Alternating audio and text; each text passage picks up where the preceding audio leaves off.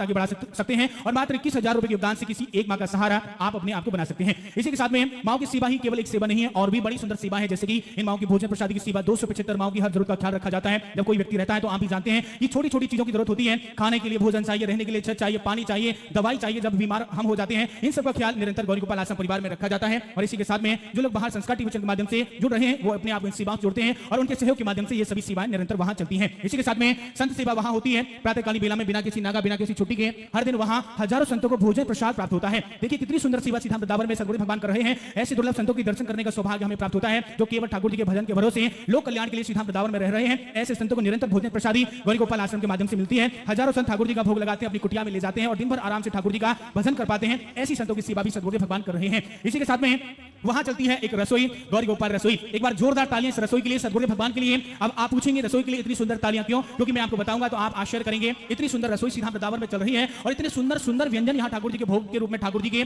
पाने को मिलते हैं। जो लोग वृंदावन आते हैं बिना किसी जाति वर्ग के, बिना किसी भेदभाव के, बिना किसी से पूछे कौन कहां से आया है, कैसा है, क्या करता है, बिना किसी पूछताछ के वहां निःशुल्क भोजन मिलता है और हर दिन लगभग 30 से 40 हजार लोग भरपेट भोजन पाते हैं। सोचिए कितना सुंदर कार्य सद्गुरु भगवान इतनी कम उम्र में कर रहे हैं कि लगभग 30 से 40 हजार लोगों को नित्य प्रति भरपेट भोजन मिलता है। तो बताइए तालियां बनती हैं या नहीं बनती हैं? बनती है तो एक बार जोरदार तालियां हो जाए इस कार्य के लिए, सद्गुरु भगवान के लिए, जहां से निरंतर इतने लोगों को भरपेट भोजन मिल रहा है, वो भी निःशुल्क। ये सभी सेवाएं चलती हैं सहयोग के माध्यम से, क्योंकि किसी एक व्यक्ति के कार्य नहीं है कि इतने लोगों को भरपेट भोजन पवा सके। एक सामान्य व्यक्ति एक व्यक्ति को भोजन जब पवाता है, उसको सोचना पड़ता है कि दाल लाना है, आटा लाना है, चावल लाना है, चीनी लानी है। परंतु धन्य है सद्गुरु भगवान जिनके माध्यम से बिना किसी रुकावट के, बिना किसी नागा के यहाँ सेंट्रल भोपाल जेल में कथा चल रही है, परंतु सेवा अभी भी वहां निरंतर जारी है। यूं ही निरंतर सेवाएं होती रहती हैं हर दिन बिना किसी नागा के। इतने सुंदर कार्य वहां हो रहे हैं और ये तो बहुत सूक्ष्म है। जब आप वहां आते हैं, जो लोग बाहर से देख रहे हैं वो लोग अनुभव करते हैं कि जितना बता रहे हैं वास्तव में ये तो बहुत कम है, इससे कहीं ज्यादा का कार्य सद्गुरु भगवान कर रहे हैं। इसी के साथ में समय समय पर वहां निरंतर संत सेवा के साथ में और भी सेवाएं, गौमाताओं की सेवा हो रही है। सैकड़ों गौमाताएं गौरी गोपाल गौशाला में दवाइयों की पावन सेवा होती है। निरंतर सुबह डॉक्टर साहब बैठते हैं, गौरी गोपाल आश्रम में दवाइयां निःशुल्क दी जाती हैं, उपचार किया जाता है। माएं जो रहती हैं उनको निरंतर ट्रीटमेंट किया जाता है। आश्रम के माध्यम से निरंतर सेवाएं होती हैं और भी बहुत सारी सेवाएं सीधा वृंदावन में चल रही हैं। परंतु ये सौभाग्य हमारा और आपका है, ये क्षण दुर्लभ क्षण है जो हम निरंतर दर्शन कर रहे हैं। टीवी चैनल के माध्यम से लोग देखते हैं, आज हमारी और आपकी आंखों के सामने बैठे हैं। आइए बिना एक क्षण भी गवाए निरंतर 7 दिन तक सुनेंगे, श्रवण करेंगे शांति के साथ में और अपने आप को बदलने का प्रयास करेंगे। हो सकता है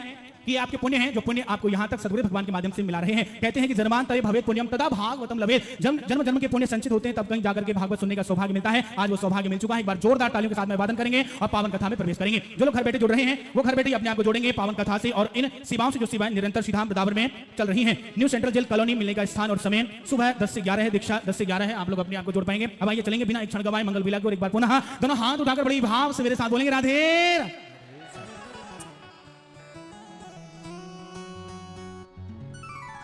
हरि ओम। श्री गणेशाय नमः। श्री सरस्वत्यै नमः। श्रीमते रामानुजाय नमः। नारायणं नमस्कृत्य नरं चैव नरोत्तमं देवीं सरस्वतीं व्यासं ततो जयमुदीरयेत्। लक्ष्मीनाथ समारंभां नाथयामुनिमध्यमाम् अस्मदाचार्यपर्यन्तां वन्दे गुरुपरम्पराम्। जय जय श्री राधारमण, जय जय नवल किशोर, जय गोपी चित चोर प्रभु, जय जय माखन चोर, जय जय माखन चोर, जय जय माखन चोर। राधा मेरी मात है, पिता मेरे घनश्याम, इन दोनों के चरणों में। मंगलमय परात्पर अखिलेश्वर अखिल ब्रह्मांड नायक परात्पर परब्रह्म भगवान श्री कृष्ण की वांगमयी प्रतिमूर्ति श्रीमद् भागवत महापुराण। दूर दूर से आई हमारी माताएं, बहनें, श्रोतागण, भक्तगण, संस्कार टीवी और यूट्यूब पर कथा का रसपान कर रहे सभी भक्तों को जय श्रीमन्नारायण, जय श्री कृष्णा, राधे राधे। स्वागत है आप सभी भक्तों का आज की मंगलमयी अमृतमयी कथा में। आप सभी इस पावन सी कथा का रसपान कर रहे हैं, पावन सी कथा में डुबकी लगा रहे हैं। बड़े भाग्यशाली हैं आप लोग कि भगवान की अमृतमयी दिव्य कथा को सुन रहे हैं। इस कथा में परीक्षित बनकर के श्रीमान श्री राकेश भांगरे जी, मैया श्रीमती रश्मि भांगरे जी प्रेम पूर्वक आप कथा का रसपान कर रहे हैं परीक्षित बनकर। और केवल आप नहीं, जेल के अंदर जो हजारों भक्त हैं जिनके अंदर कथा की प्यास है, उन सबकी प्यास बुझाने का काम आप कर रहे हैं।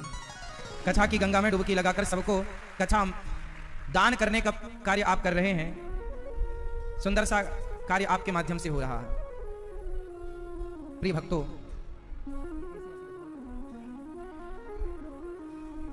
समस्त जेल विभाग भोपाल की पावन धरती है, सेंट्रल जेल की पावन धरा,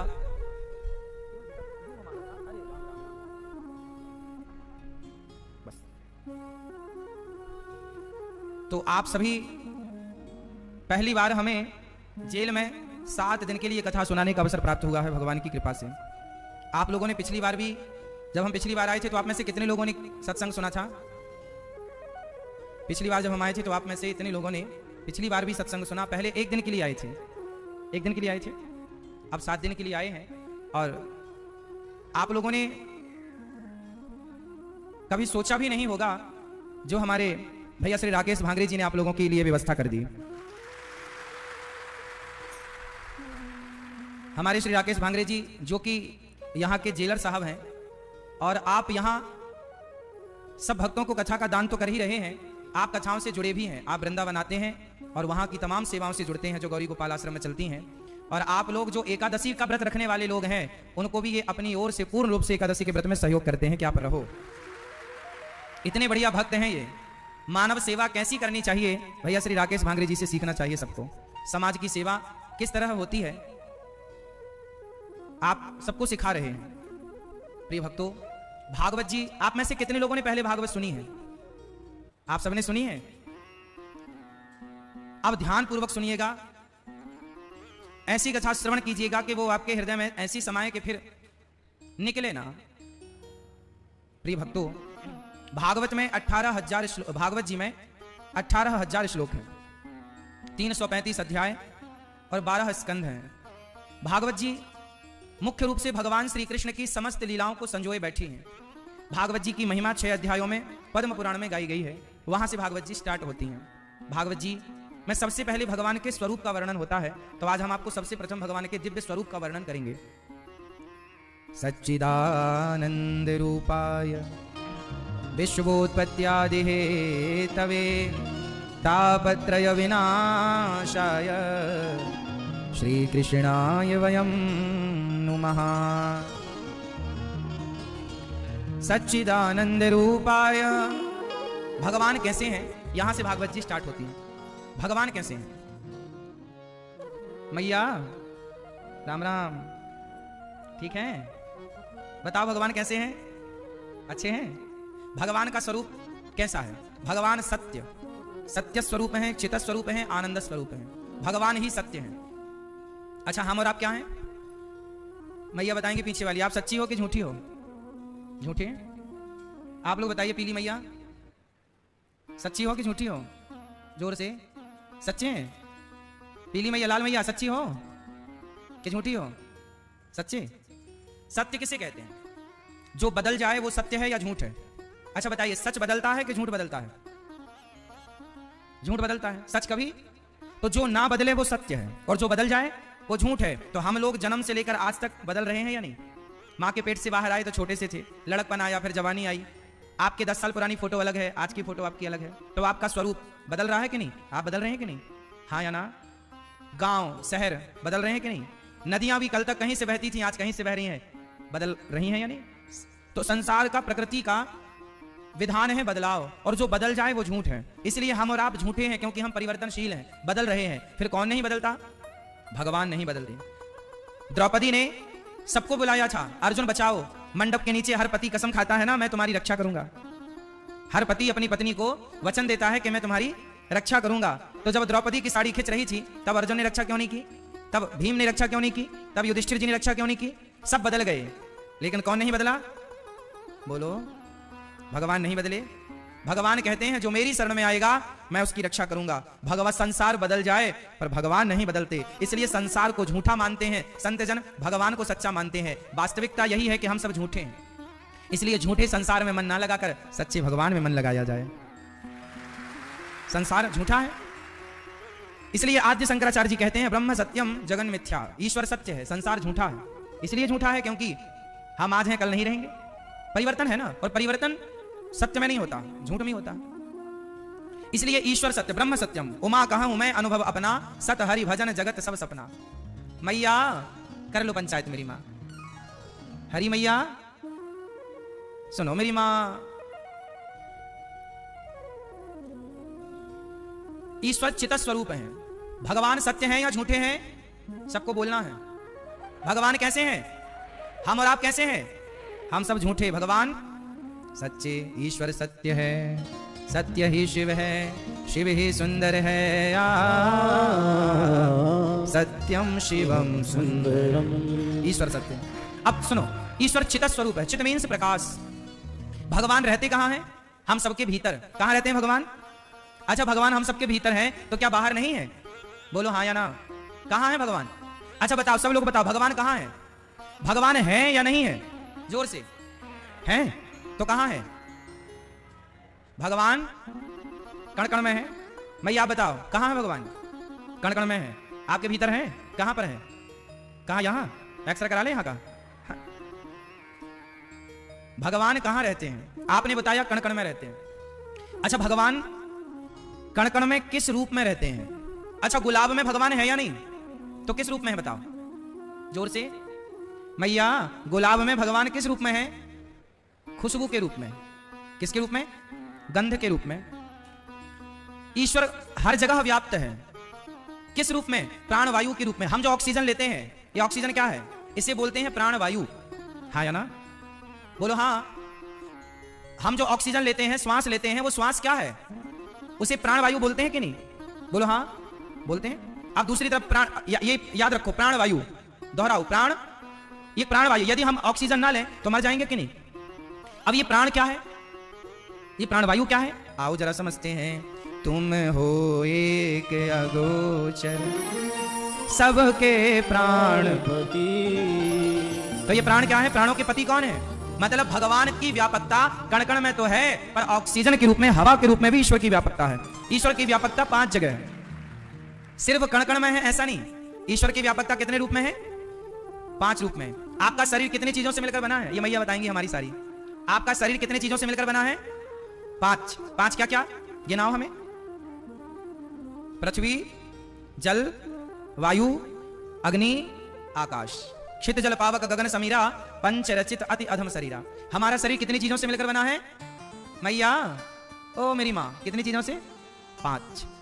अब ये 5 जो तत्व हैं, यदि आपके भीतर से जल तत्व निकाल दिया जाए तो आप रह जाएंगे। आकाश तत्व निकाल दिया जाए तो आप रह जाएंगे। मतलब एक भी तत्व निकाल दिया जाए तो आप नहीं रहेंगे, आप खत्म हो जाएंगे। हाँ या ना?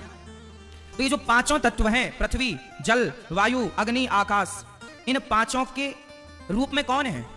भगवान शब्द का अर्थ क्या हुआ? भ ग वा आ न। भगवान, वा में आ की मात्रा भी लगी है, तो भा से भूमि।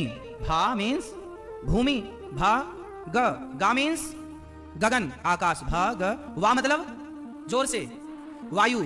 आ की मात्रा, आ मीन्स अग्नि।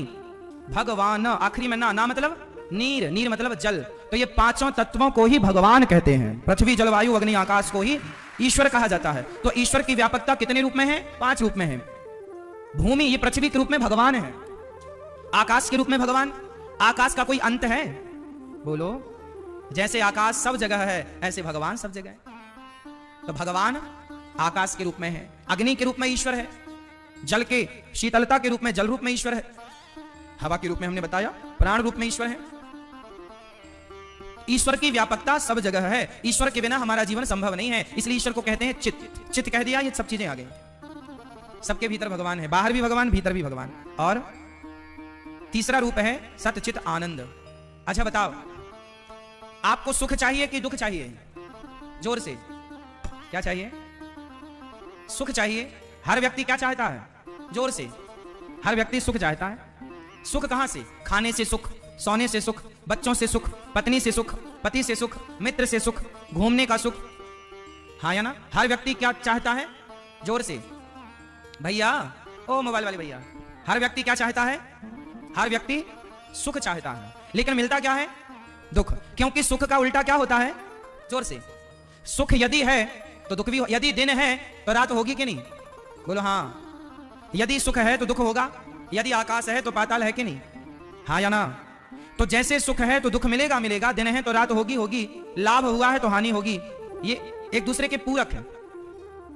उसी तरह यदि आप सुख चाहते हैं तो दुख मिलेगा, इसलिए सुख चाहने वालों को ही दुख मिलता है। इसलिए संत जन सुख नहीं चाहते। आज से आप सुख मत चाहना। तो क्या चाहें हम? भैया सुख नहीं चाहते, क्योंकि सुख चाहोगे तो दुख मिलेगा। हम सुख नहीं चाहते, फिर क्या चाहते हैं? हम तो आनंद चाहते हैं। जिसके जीवन में मिला सत्संग है उसे हर घड़ी आनंद ही। अब बताओ, सुख का उल्टा दुख हुआ तो आनंद का उल्टा क्या हुआ? क्या है आनंद का उल्टा? है कुछ? इसका मतलब क्या है? जो सुखी होगा वो दुखी भी होगा, पर जो आनंद में रहता है वो सदा आनंद में ही रहता है। इसलिए आनंद में रहा करो। हो जिनके जीवन में मिला सत्संग है, जिसे सत्संग मिल जाए उसे हर घड़ी आनंद ही आनंद है। इसलिए भगवान का एक नाम है नंद के आनंद भयो जय कन्हैया। भगवान का नाम आनंद है। आनंद मीन्स परम सुख, परम शांति, उल्टा कुछ नहीं। भगवान का नाम सतचित आनंद। विश्वोत्पत्त्यादि हेतवे। अच्छा बताइए, भगवान क्या करते हैं? ये पीली मैया बताएंगी। मैया बताओ, भगवान क्या करते हैं? क्या करते हैं? आनंद प्रदान करते हैं। हाँ, उनका नाम ही आनंद है, नंद के आनंद भयो। जो आनंद सिंधु सुख राशि, आनंद के सागर भगवान है। पर भगवान का काम क्या है? जैसे आप भोजन बनाती हो, घर का काम करती हो, पुरुष वर्ग अपना काम धाम करते हैं, भगवान का क्या काम है? हाँ, भगवान के 3 काम हैं। कौन कौन से? सृष्टि को उत्पन्न करना, सृष्टि का पालन करना, और सृष्टि का क्या? संहार करना। भगवान 3 रूपों में जाने जाते हैं। ब्रह्मा, बोलो, ब्रह्मा, विष्णु और शिव। ब्रह्मा, विष्णु, महेश, शिव। ब्रह्मा जी क्या करते हैं? सृष्टि को जोर से उत्पन्न करते हैं। विष्णु जी क्या करते हैं? पालन करते हैं। और शिव जी संहार करते हैं। तीनों को मिलाया तो क्या हुआ? God. GOD। G for generator, O for operator, D for destroyer. Generator, operator, D for तो God. G for Brahma, generator, सृष्टि को जनरेट करते हैं, उत्पन्न करते हैं। G O operator. ऑपरेटर कौन है? भगवान। भगवान विष्णु। भगवान विष्णु क्या करते हैं? ऑपरेटर है, पालन करते हैं। और डिस्ट्रॉयर कौन है? शिव। तीनों को जोड़ा तो बना गॉड। गॉड का फुल फॉर्म है सृष्टि को उत्पन्न करने वाले, पालन करने वाले, संहार करने वाले। अच्छा, ब्रह्मा, विष्णु, महेश, इन तीनों के पावर कौन है? इन तीनों के मुख्य सूत्रधार कौन है? इन तीनों को ऑपरेट कौन करते हैं? अच्छा देखो, बिजली कितनी होती है? उत्तर दो सब लोग। बिजली कितनी होती है? बिजली 1 होती है, लेकिन एक बिजली व्यवस्था के लिए 3 फेसों में डिवाइड होती है। Face 1, face 2, face 3। हाँ या ना? फेस 1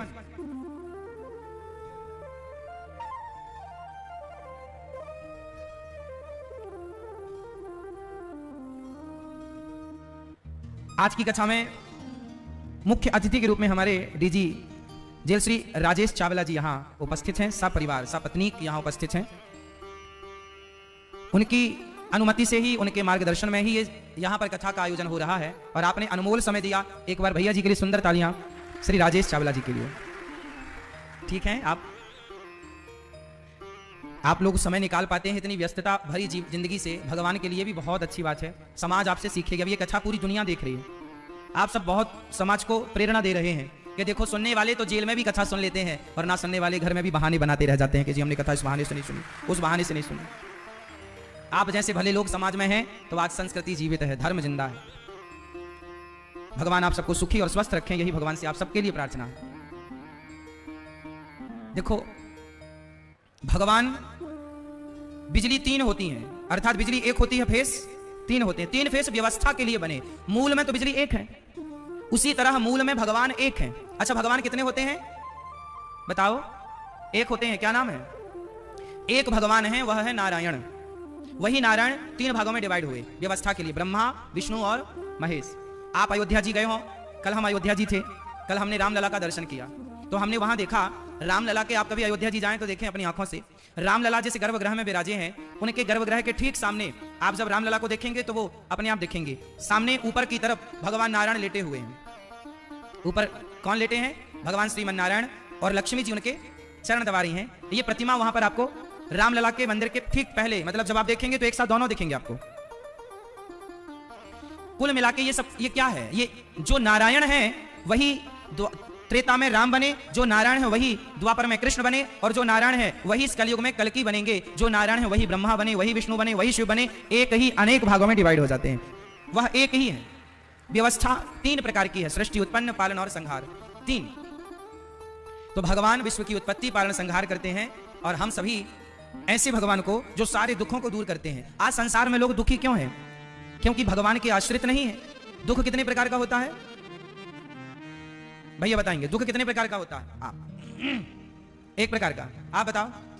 नहीं, दुख कितने प्रकार का होता है? मैया, ओ पंचायती मैया, मेरी माँ, दुख कितने प्रकार का होता है मेरी माँ?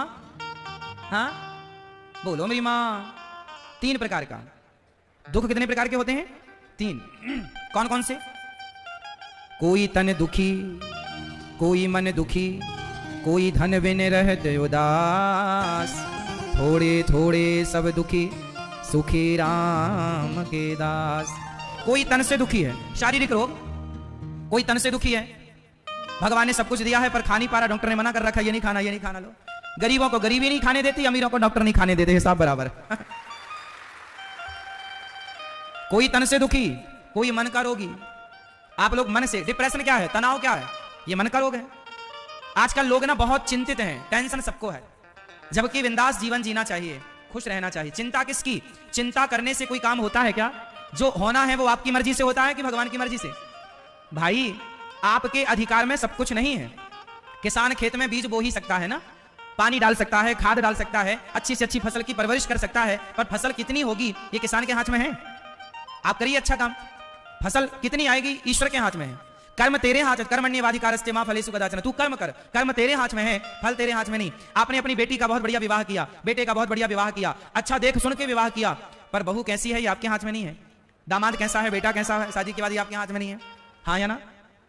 आपने सब कुछ बढ़िया किया पर आपके हाथ में नहीं होता ना, इसलिए टेंशन करने से क्या होगा? हुई है सोई जो राम रचि रखा। हमारा और आपका चाहा कुछ भी नहीं होता, इसलिए चिंता करने का नहीं है ना। चिंता मन को खोखला कर देती है, चिंता व्यक्ति को खोखला कर देती है, इसलिए हमें चिंता नहीं करनी चाहिए। कोई तन का दुखी है, कोई मन का दुखी है। आप लोग चिंता बहुत करते हैं। आप में से कितने लोग चिंता करते हैं? अच्छा बताओ, आज आपकी चिंता दूर कर देंगे, सच्ची बताना। पहले ये बता दो, कंफर्म कराओ, कौन कौन चिंता करता है? टेंशन किस किस को? हाथ उठाओ। आप लोगों को चिंता है? अच्छा ये बताओ, भगवान पे भरोसा किस किस को है? भरोसा है। और चिंता किस किस को है? हाथ उठाओ, चिंता है तो है। अब ये मैया कह रही है भरोसा भी है और चिंता भी है, ये मैयाएं भी कह रही हैं भरोसा भी है और चिंता भी। अब ऐसा करो, आप लोग अपना मुंह फुलाना से, मैया, और बोलो हा हा हा हा, ठहाका लगाओ। मुंह फुलाना और ठहाका लगाना, क्या ये दोनों काम एक साथ हो सकते हैं? बोलो। या तो आप मुंह फुला लीजिए या तो आप ठहाका लगा लीजिए, दोनों काम एक साथ हो सकते हैं?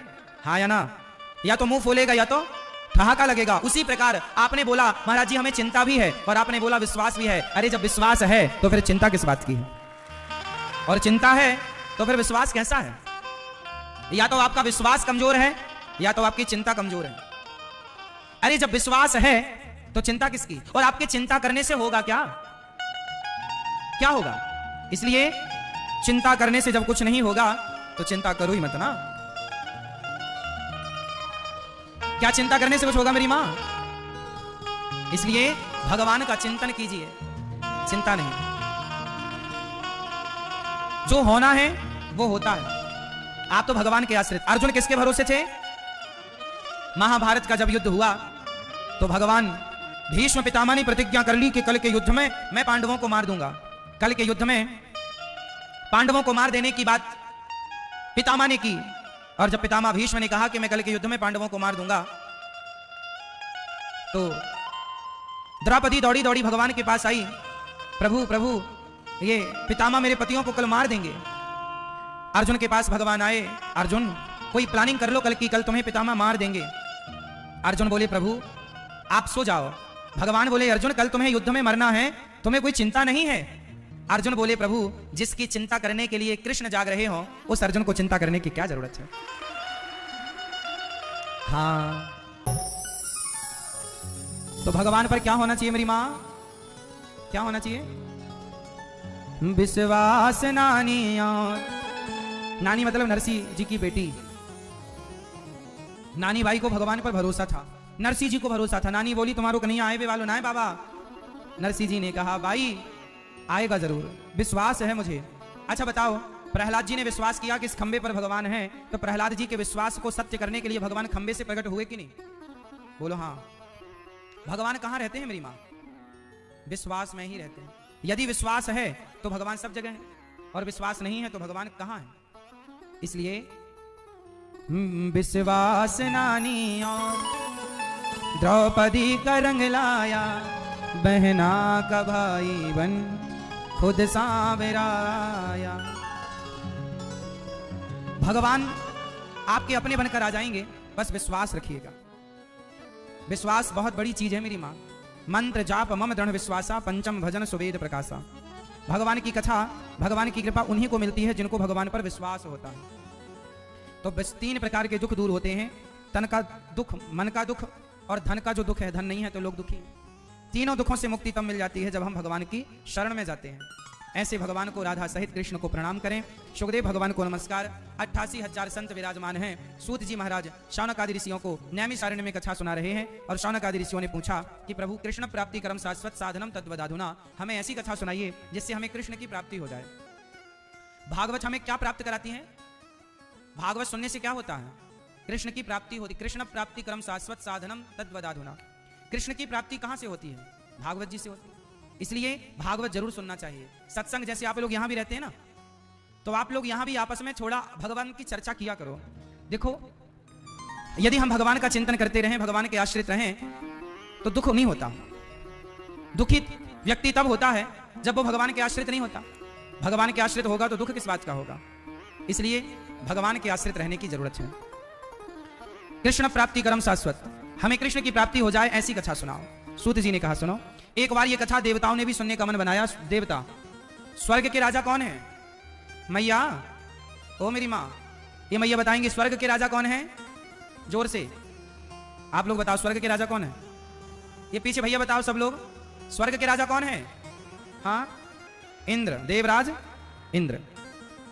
स्वर्ग के राजा इंद्र हैं। सब लोग शांति से सुनिएगा। स्वर्ग के राजा इंद्र हैं, और वह इंद्र आज स्वर्ग से अमृत लेकर आए हैं, और सुखदेव भगवान से कह रहे हैं, सुखदेव जी जो राजा परीक्षित को भागवत सुना रहे थे, उनसे कहा कि आप भागवत हमें सुना दो और ये स्वर्ग का अमृत राजा परीक्षित को पिला दो। सुखदेव जी बोले, वाह इंद्र, क्वा सुधा क्वा कछा लोके क्वा कांचा क्वा मणिर्महान। आप स्वर्ग का तुच्छ सा अमृत हमें देंगे और हमसे कछामृत ले लेंगे। स्वर्ग का अमृत जो है ना, वो कथा अमृत से फीका है। स्वर्ग का अमृत पीने से स्वर्ग की प्राप्ति होती है, पर कथा अमृत पीने से भगवान की प्राप्ति होती है। इसलिए स्वर्ग के सुख से ज्यादा कथा का सुख है। सुखदेव भगवान ने इंद्र को अधिकारी नहीं समझा। आपको कथा नहीं सुनाएंगे क्योंकि आप इसके अधिकारी नहीं हैं। 7 दिन बाद जब परीक्षित जी ने भागवत सुनी और सदगति हुई, तो इंद्र ने तराजू बांधी। एक पलड़े पर भागवत जी को रखा, दूसरे पलड़े पर स्वर्ग के सुखों को रखकर तौल कर देखा तो भागवत जी का पलड़ा भारी था। इंद्र चरणों में गिर पड़े। तब भागवत जी से भगवान प्रकट हुए। इंद्र, ये कोई सामान्य पोथी नहीं, साक्षात कृष्ण का वांगमय स्वरूप है भागवत जी। भागवत सुनने से, भागवत सुनना मतलब भगवान को सुनना। जो भगवान की कथा सुनता है, भगवान उनकी व्यथा सुनते हैं। इसलिए आप कथा सुना करो। अभी 7 मार्च से वृंदावन में भागवत जी के पोथी पाठ बैठेंगे। आप लोग भी जो टीवी पर सुन रहे हैं, आप भी अपने पितरों के लिए, पूर्वजों के लिए भागवत जी के पाठ करा सकते हैं। जैसे परीक्षित जी ने भागवत सुनी, ऐसे आप भी भागवत सुनिए। जैसे आज हमारे भैया श्री राकेश भांगरे जी, मैया श्रीमती रश्मि भांगरे जी भागवत सुन रही हैं, इस तरह आप भी भागवत का पाठ करा सकते हैं। भागवत जी के मूल पाठ, पोथी पाठ करा के पुण्य के भागीदार बनकर आप भी अपने पितरों की सदगति का प्रयास कर सकते हैं। श्री सुखदेव भगवान इंद्र को अधिकारी नहीं मानते कि आप कथा सुनने के अधिकारी नहीं है। प्रेमी होते तो मैं आपको जरूर सुनाता, पर आप तो व्यापारी की तरफ बात कर रहे हैं। कुल मिला के कहना यह है कि भागवत देवताओं को भी दुर्लभ है, यूं ही नहीं मिल जाती सबको भागवत जी। आप लोगों को भागवत जी सुनने को मिल रही हैं, तो जरूर आपके किसी जन्म का पुण्य जागा। इसलिए भागवत जी आपको बैठे बैठे आसानी से, बिना प्रयास के आपको मिल गई। प्रयास तो हमारी भैया जी ने किया और आप लोगों को आनंद से प्राप्त हो गई ये कथा। तो ये आपके पुण्य थे किसी ना किसी जन्म के, और इस पुण्य से आपने भागवत पाई। अब भागवत जब पाई है तो भगवान आगे सब कुछ आपको देंगे। भगवान, भागवत सुनने से क्या होता है? अच्छा, आप लोग क्या चाहते हैं? बोलो। आप जितने लोग यहां हमारे भाई बैठे हैं, बहन बैठी हैं, आप लोग क्या चाहते हैं? यदि भगवान आपके सामने आ जाएं और पूछें, आप सभी बंदियों से पूछें कि बताओ आपको क्या चाहिए, तो आप क्या मांगोगे? क्या क्या? हाँ, मुक्ति। क्या मांगोगे? जोर से। मुक्ति मांगोगे ना? रिहाई मीन्स मुक्ति। हाँ हाँ, देखो भगवान आपको मिल जाए तो आप क्या मांगोगे? मुक्ति, रिहाई मांगोगे ना। तो आप तो यहां आने के पहले ऑलरेडी रिहा थे ही। आप लोग ये बताओ कि आप जितने बंदी जन हैं, आप यहां आने के पहले ऑलरेडी रिहा थे या नहीं? मुक्त थे कि नहीं? आप खुद बंधन में बंधे और अब खुद मुक्ति की चाह है। तो भगवान किसी को बंधन देते नहीं है, व्यक्ति अपने कर्मों से ही बंध जाता है। पर वो भगवान के आश्रित रहे तो कृपा करके भगवान उसे मुक्त कर देते हैं। इसलिए भगवान की तरफ से बंधन। अच्छा ये बताओ, आप लोगों को यदि बंधन मिला तो इसमें भगवान जिम्मेदार थे या आप खुद जिम्मेदार थे? जोर से। हाँ, भगवान जिम्मेदार थे। भगवान ने तो आपको एक अच्छा इंसान बना के भेजा, जाओ अच्छे कर्म करो, समाज की सेवा करो, माँ बाप की सेवा करो, बड़ों का सम्मान करो, बच्चों को संस्कार दो, अच्छे से जीवन जियो, हंसो मुस्कुराओ, खेलो कूदो। लेकिन आप जीवन में गलतियां करते हैं। गलतियां मीन्स कभी वो कार्य करते हैं जो नहीं करना चाहिए और उसका परिणाम ये मिलता है कि हमें बंधन मिल जाता है। ऐसे जैसे आप सारे कैदी जन मुक्त होना चाहते हैं, ऐसे ये संसार भी एक जेल है। संसार भी क्या है? एक जेल है। अभी आप यहां से मुक्त हो जाओगे ना, तो भी आपको इस मुक्ति के बाद एक मुक्ति की चाह और होगी। एक और मुक्ति है जो सबसे बड़ी मुक्ति है। कौन सी मुक्ति है वो? भगवान में मन लग जाना, संसार से मन हट जाना, यही श्रेष्ठ मुक्ति है। क्योंकि संसार बार बार हमें दुख देता है। हर दुखों से मुक्ति, हर दुखों से मुक्ति कौन दे सकता है? भगवान। इसलिए मुक्तिदाता भगवान है। इसलिए आप लोग भगवान की शरण में रहा करो। हनुमान चालीसा का 100 बार रोज पाठ किया करो। कितनी बार? जो 7 बार पाठ कर कोई, छूटय बंदी महा सुख होई। 100 बार हनुमान चालीसा का पाठ करो और आप रोज भगवान के आश्रित रहो। रोज भगवान के ध्यान में डूबो। भगवान ने हमें बाहर रखा या भीतर रखा, दोनों हाल में हमें भगवान की कृपा माननी चाहिए। हमें हर हाल में खुश रहना चाहिए।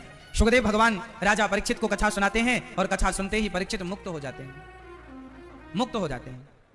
कोई दुखों से मुक्त होना चाहता है, कोई जेल से मुक्त होना चाहता है, कोई गर्भ में बच्चा रहता है ना 9 महीने, तो भगवान से यही तो कहता, प्रभु हमें से गर्भ से मुक्त करो, इतना बड़ा कष्ट है। हम सब यहाँ थे माँ के पेट में, 9 महीने उल्टे लटके थे। सबने भगवान से कहा प्रभु जल्दी से बाहर भेजो। बड़ा माँ के पेट में कोई सुख थोड़ी मिलता है, उल्टा लटका रहता है प्राणी मलमूत्र के गड्ढे में। वहां से आप मुक्त होकर बाहर आए।